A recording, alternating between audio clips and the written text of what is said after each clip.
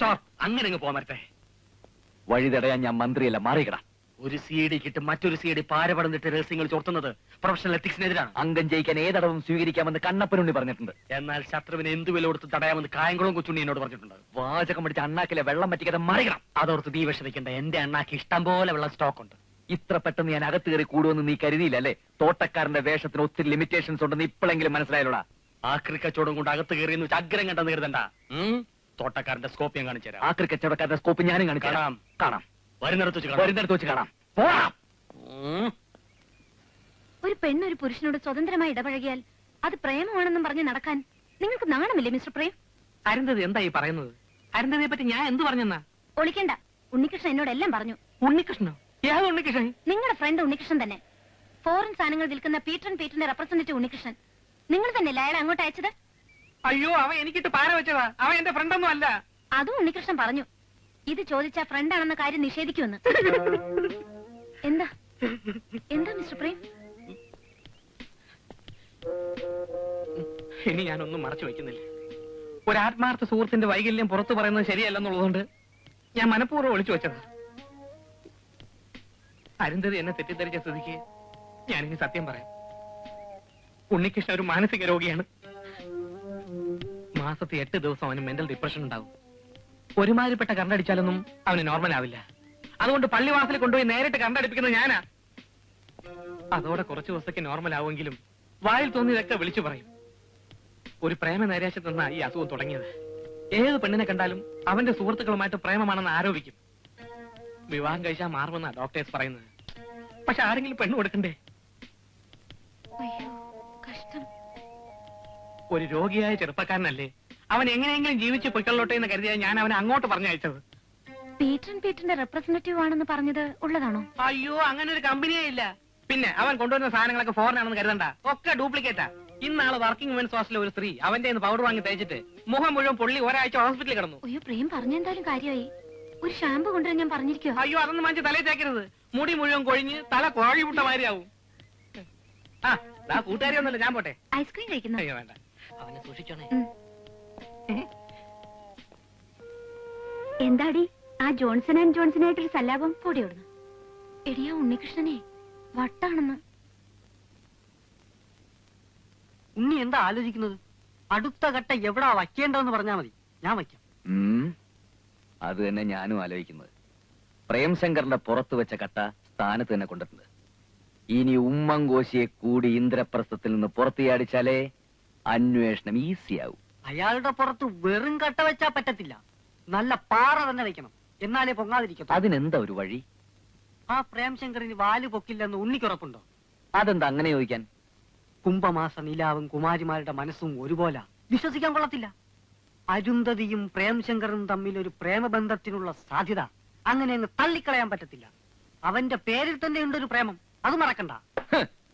അതറിയാവുന്നത് കൊണ്ടല്ലേടാ ആ പഴുതുകൾ ഞാൻ ഭംഗിയായിട്ട് അടച്ചത്. പഴുതുകൾ ഭംഗിയായിട്ട് അടഞ്ഞിട്ടില്ല.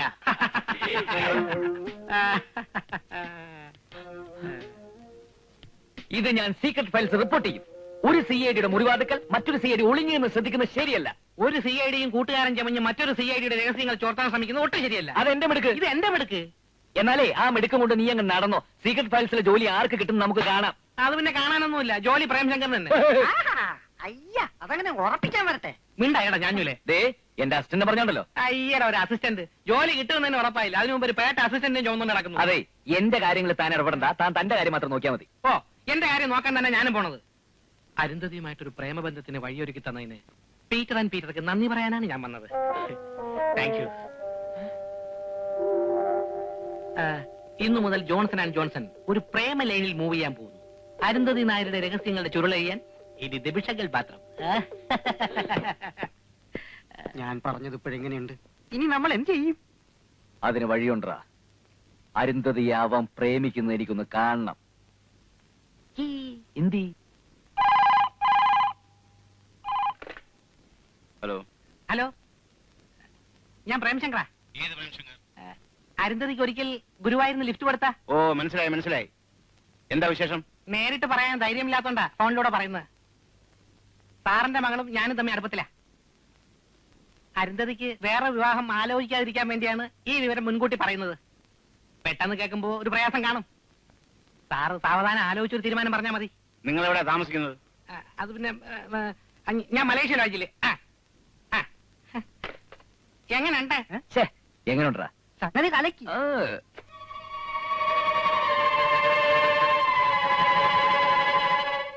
അവളോട് ചോദിക്കണോ? വേണ്ട. അന്ന് അവൾ അവന്റെ കാറിൽ കയറി വന്നപ്പോഴേ എനിക്ക് സംശയം തോന്നിയതാ. ആശുപത്രി വെച്ച് അവനെ കണ്ടെന്ന് ഞാൻ പറഞ്ഞില്ലേ? അപ്പൊ നിങ്ങൾ എന്താ പറഞ്ഞത്? എവിടം വരെ പോകുന്നു നോക്കട്ടെ എന്ന്. ഇപ്പൊ എന്തായി? വൈകിട്ടൊന്നുമില്ല, ഇനി പരിഹരിച്ചാലും മതി. ആ, പവിത്രം വന്നെന്ന് തോന്നുന്നു. എന്താ അങ്കിൾ അത്യാവശ്യമായിട്ട് കാണണമെന്ന് പറഞ്ഞത്? ഒരു ചെറിയ പ്രശ്നം. ഒരുത്തിനെ ചെറുതായിട്ടൊന്ന് ഒതുക്കണം. ആരെ? ആ മലേഷ്യ ലോഡിൽ താമസിക്കുന്ന ഒരു പ്രേം ശങ്കർ.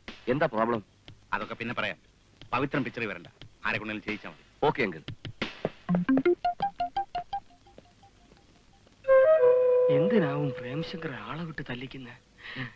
CD ആണെന്ന കാര്യം വല്ലതും അനന്തൻ അറിഞ്ഞു കാണുമോ? കർത്താവേ, അങ്ങനെയാണ് എന്റെ കാര്യം പോക്ക. എന്തായാലും ആ CD ഉണ്ണികൃഷ്ണൻ ഒരു പാര പണിയണം.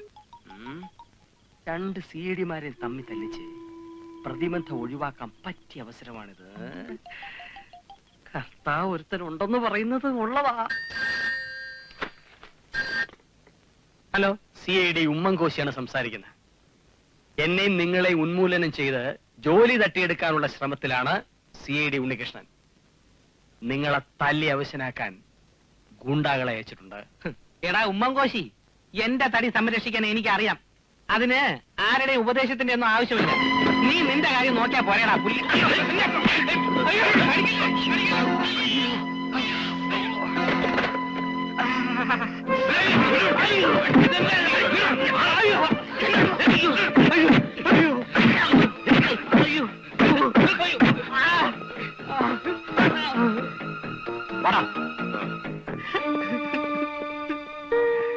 എടാ ഉണ്ണികൃഷ്ണ സാമദ്രോഹി, നിനക്ക് ഞാൻ വച്ചിട്ടുണ്ടടാ. ഒരാളെ 4 പേര് തല്ലണമെങ്കിൽ 2000 രൂപയും വണ്ടി കൂലിയും തരണം. അത് ഇന്ദിരപ്രസ്ഥത്തിന്റെ വാതിലിട്ട് തന്നെ അവനെ തല്ലണം. KL7D 9550 എന്ന ഓട്ടോയിലാണ് അവൻ സ്ഥിരം നടക്കാറ്.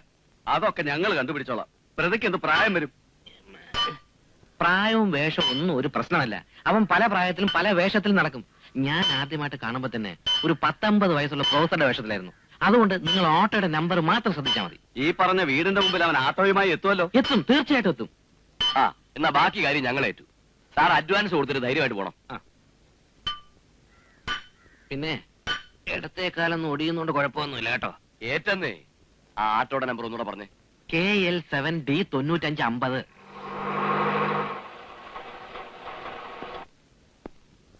സാറ് തിരിച്ചു വരാൻ താമസിക്കുമെങ്കിൽ ഞാൻ ഒരു ചായ കുടിച്ചിട്ട് വരാം. നോയിക്കോളൂ, എല്ലായിടത്തും നോയിക്കോളൂ. അയ്യോ, ഇതെല്ലാം ഷാമ്പു ആണല്ലോ. അതെ. സ്പ്രേ ഇല്ലേ? ഉണ്ടല്ലോ, തരാം. ഫ്രീ ആയിട്ട് തരാം. ആ, പക്ഷെ ക്ലാര എന്നെ ഒന്ന് സഹായിക്കണം. എങ്ങനെ? അതെ, ഈ അരുന്ധതി നായരെ ക്ലാരെ? കുറിച്ചുള്ള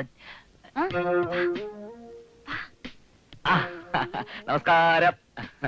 ഇപ്പൊ വരും. ആ, അയാൾ എന്തിനാ അകത്ത് കയറ്റിയിരുത്തിയത്? അത് പിന്നെ കുഞ്ഞ് ഷാമ്പു ഒക്കെ കൊണ്ടുവരാൻ പറഞ്ഞെന്ന് പറഞ്ഞു. അയാൾ ഒരു മാനസിക രോഗിയാ. അസുഖം കൂടുമ്പോഴായി സാധനങ്ങളുമായിട്ട് ഇറങ്ങുന്നത്. അയ്യോ, അത് ഞാനാ. ഇപ്പൊ എന്തോ ചെയ്യും? കൊച്ചമ്മ ഇവിടെ ഇല്ലല്ലോ. ഷാമ്പു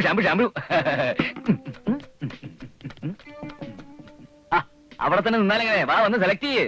അയ്യോ, അടുത്തോട്ട് പോണ്ട. ഉമ്മച്ചൻ തോട്ടത്തിലുണ്ടോ? ഇല്ല, മുറി കാണും. നീ ചെന്ന് പെട്ടെന്ന് വിളിച്ചോണ്ട് വാ. കുഞ്ഞ് സൂക്ഷിക്കണം. ഞാനിപ്പോ വരാം. ഉമ്മച്ചാ, ഉമ്മച്ചാ, ഉമ്മച്ചാ, ഉമ്മച്ചാ. അയ്യോ, ഇതെന്താ വേഷം? ഞാൻ കുളിക്കാൻ തുടങ്ങായിരുന്നു. ആണോ? വേഗം അപ്പുറത്തോടാ, ഒരു പ്രാന്തകത്തെറിയിരിക്കുന്നു. പ്രാന്തൻ?